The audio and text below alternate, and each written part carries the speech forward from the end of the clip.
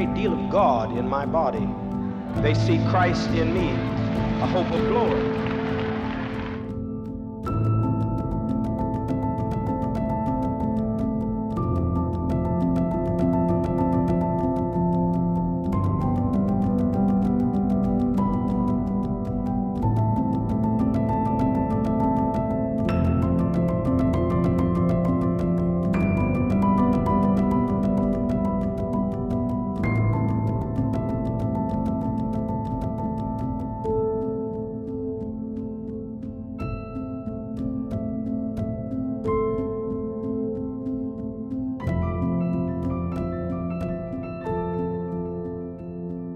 那么刚才大家看到的这些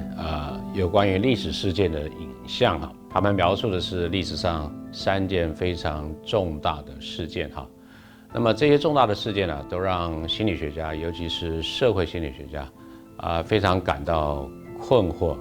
而且就是说，到底为什么人会在什么样的情境之下做出让人这样的觉得非常的惊悚甚至恐怖的这些行为哈。所以在这个单元开始呢，我们会来探讨一些，到底什么样一种社会的情境，我们人与人之间的互动，会让我们产生一些非常特殊，有的时候难以理解或者难以解释的这个行为。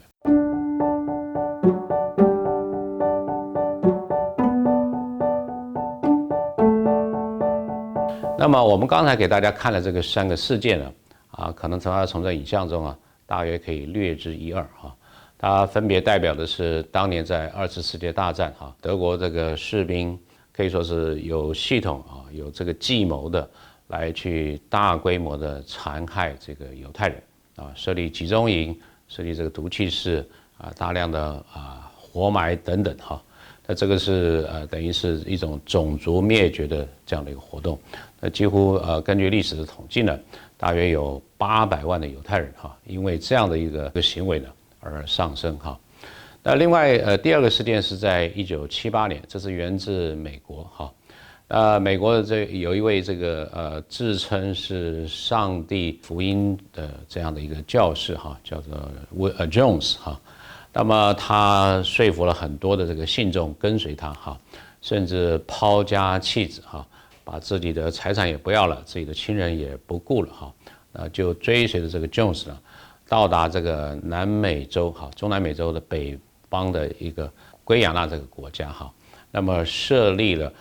所谓 Jonestown 在这个就等于是设立一个小镇。那在这个里面呢，他设立一个所谓人民圣堂的这样的一个教堂哈。然后在1978年那么从事了一个集体性的这个自杀的这样的一个行为哈。那这也是当年震惊了这个美国的世界，还有全世界的这个新闻界哈。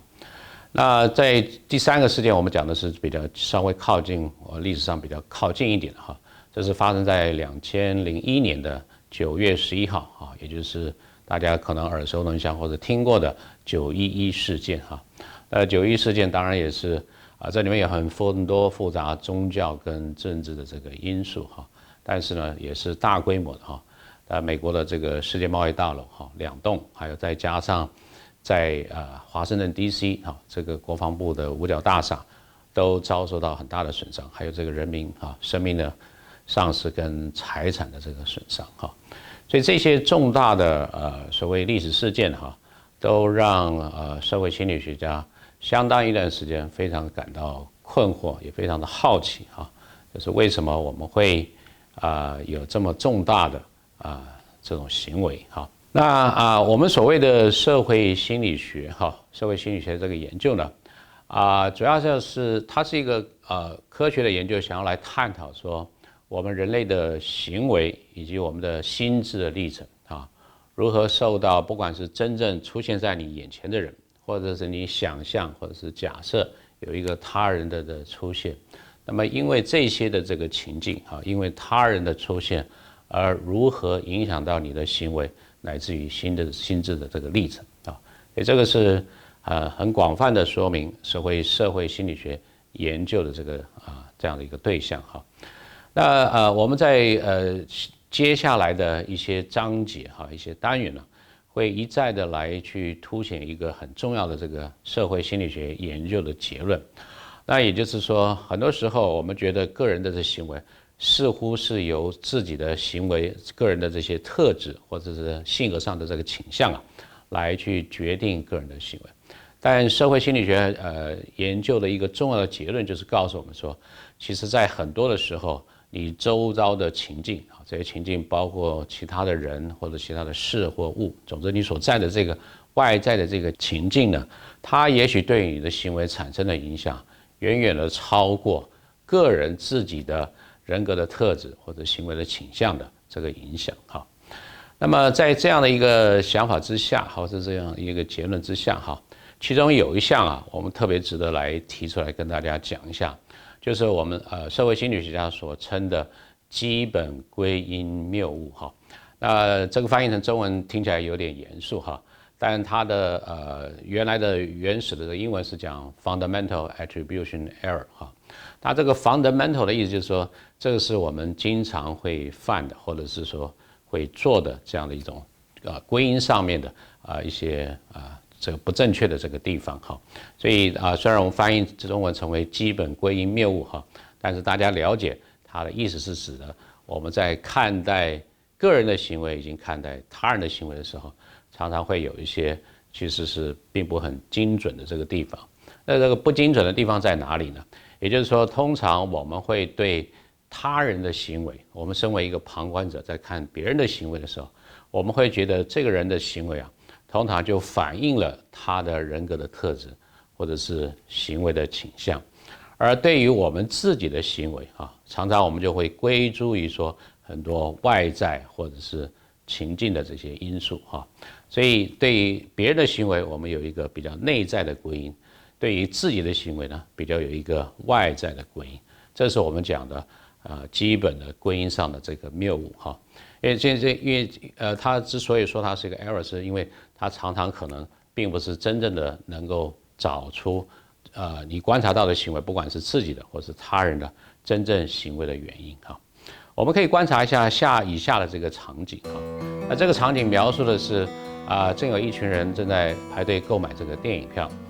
那么在这个排队的当中突然大家看到有一位先生似乎很冒失的就插进这个队伍那这里面我们有3位一个是插进队伍的这个当事人A， 另外有2位旁观者。那么 B 呢，他是也在这个队伍当中就在 A 的这个后面你可以想象他好像是权益直接受到侵犯的一位旁观者。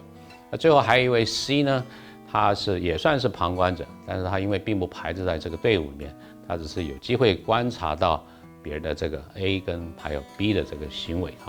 那我们来听听看 A、B、C 这3位他们对他们自己的行为，还有对观察到他人的行为，他们的说法是怎么样？我刚刚跟男朋友分手，我心情真的很糟。我如果没有来看电影，我也不知道自己会做出什么事，我就任性一下不行吗？这个人是怎样啊？硬生生在我面前插队，真的很没礼貌整个就不爽了。